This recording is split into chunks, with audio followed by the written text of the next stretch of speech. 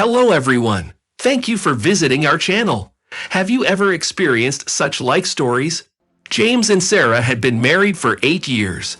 As James would say, their marriage was built on foolish jokes and adolescent infatuation. They had a son when he was 30 and his wife had just turned 27. Recently, their son turned 3 and started attending daycare, and Sarah finally returned to work. During her absence, some things changed in the company, including the director. The woman met him for the first time and was amazed at what a wonderful person he was.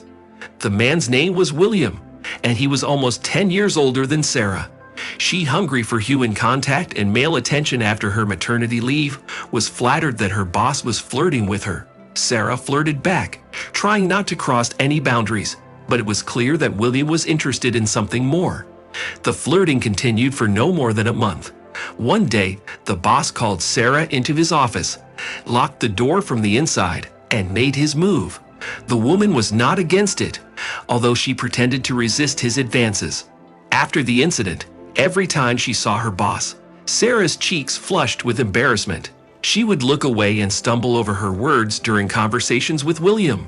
He was surprisingly strict with her, and even when he had the opportunity to pinch or lightly slap her buttocks, he did it. One day, after work, when everyone had already left the office, the lovers were sitting alone in the office together. William was smoking by the window, while Sarah was getting dressed. "Don't be upset that I'm speaking to you so harshly in front of everyone," he suddenly said. Sarah was buttoning her blouse and she smiled. "I understand, you secret agent," she replied. "We need to get going. I promised my wife that I would arrive on time." The man put out his cigarette and closed the window.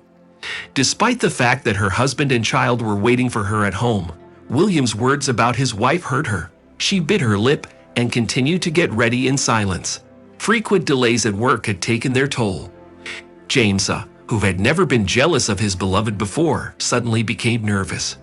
He constantly asked why Sarah was late, as it had never happened before. Her husband could call several times a day to ask what she was doing at work. The woman was angry at the sudden control he had over her. "Don't call me so much," she hissed into the phone when James once again decided to make sure that his wife was really at work. "You're rushing me." "I'm just worried," her husband yelled back. "You should be so careful with our son," Sarah retorted. Usually, after this, an irritated Sarah would hang up and grumble to herself for a long time about James's behavior.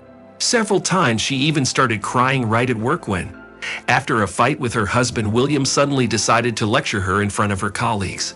The woman choked on tears of hurt, sitting in the bathroom, and her caring coworkers felt sorry for her, not suspecting that she had stirred up the whole mess herself.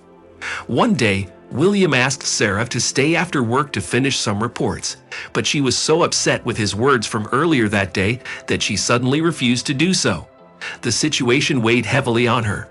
The fights with her husband, the humiliation from her boss in front of everyone, she was tired of it. She wanted to break the vicious cycle that brought her more suffering than enjoyment.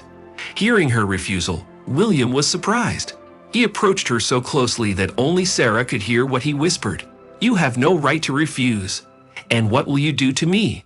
Angry tears welled up in her eyes. She looked challengingly at her boss, ready to defend her position to the end. But what he said next made the ground disappear beneath her feet. "What will I do? I will tell your husband everything in detail, including the mole in a certain place, so he will believe me." William spoke harshly, but calmly. He was confident in himself and his actions. This argument was stronger than anything else Sarah could say in response. "You will stay here tonight," he repeated louder. William left, and the pale Sarah remained standing, grasping the edge of the table so as not to fall. Her lover's words pulsed in her ears, not allowing her to come to her senses. A mask of horror froze on her face. Sarah waited until the last of her colleagues had left before she finally gathered herself and stood up from behind the table. Just then, her phone rang. Her husband's name appeared on the screen. The situation couldn't be more foolish. The woman made the decision not to answer. In half an hour, she would call them back and lie, saying that she left her phone in her bag and didn't hear it. William was already waiting for her at his place. Suddenly, Sarah's rose-colored glasses fell off. The man no longer seemed as attractive as before. Now she saw not the person with whom she was overwhelmed with passion and desire, but a pompous narcissistic jerk who dared to threaten her. William smiled smugly. He was like a cunning fox who lured another victim into his trap. "What a smart girl," he said. "You made the right choice." "Aren't you afraid that I will tell your wife?" Sarah said, her voice trembling. William laughed. "Do you think she doesn't know? Everything suits her. Money, can close eyes to many problems." Sarah had nothing to say. The attempt to threaten her lover, just as he did to her, failed. The woman did not particularly expect it to work. At that moment, she did not yet know that her phone continued to ring from her husband's calls, and James was already halfway to the place where Sarah worked. In his thoughts, James had already imagined the worst. He vividly pictured himself bursting into the office and catching his wife with an unfamiliar man. He imagined everything down to the smallest detail, and it made him even angrier. James felt that his wife was deceiving him. Once he noticed an almost invisible bruise on her shoulder, and Sarah said that she got it from her sports bag. He didn't believe a word of it. He told the security guard that he came for his wife and began to climb the stairs. Each subsequent step was heavier than the previous one. It seemed as if two heavy weights were attached to his feet, which prevented him from reaching his goal. His heart was pounding against his ribs, as if it was about to jump out of his chest. James tried to catch his breath before entering. He held onto the doorknob for a few moments, hesitating to press it.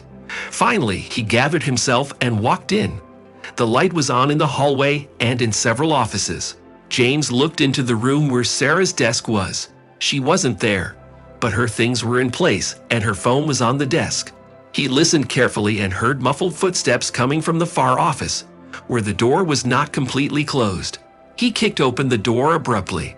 The scene that appeared before him made his teeth grind together and his fists clench.